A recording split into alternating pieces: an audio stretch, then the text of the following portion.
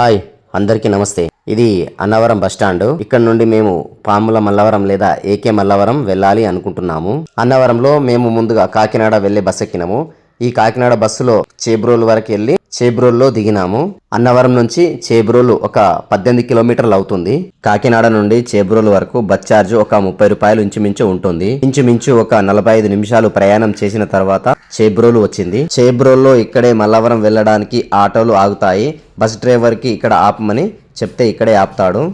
చేబ్రోల్ నుంచి మల్లవరంకు చాలా ఆటోలు లభిస్తుంటాయి. ఆటో ఛార్జ్ వచ్చేసి 30 రూపాయలు తీసుకుంటారు. చేబ్రోల్ నుంచి మల్లవరానికి ఆటో ప్రయాణం సమయం వచ్చేసి ఒక అర్ధగంట సమయం పడుతుంది.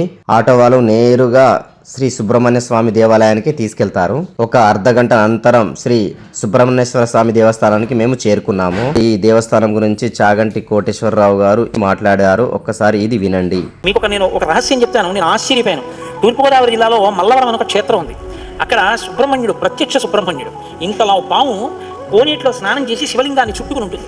అది పిల్లలు పుట్టని వాళ్ళు వెళ్ళి నమస్కారం చేస్తే పిల్లలు పుట్టారు. డాక్టర్లు పిల్లలు పుట్టారని సర్టిఫై చేసిన వాళ్ళు పుట్టారు. ముఖ్యమంత్రులు కూడా వెళ్ళారు పీఠాధిపతిలో. ఆ పాము కారణాంతరాల చేత శివలింగానికి తల కొట్టుకుని శరీరం వదిలితే ఇప్పుడు అలాగే ప్రతిష్ఠ చేశారు.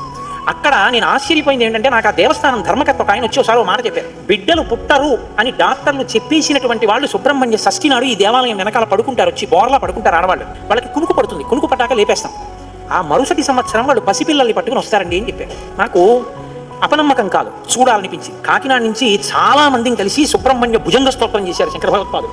సుబ్రహ్మణ్య షష్ఠి నాడు ఆ దేవాలయంలో చదువుదామని అందరం కలిసి వెళ్ళాం. ఆ రోజు వాళ్ళు నా ప్రసంగం కూడా అక్కడ ఏర్పాటు చేశారు. మీరు నమ్మరు, నేను తెల్లబోయానండి.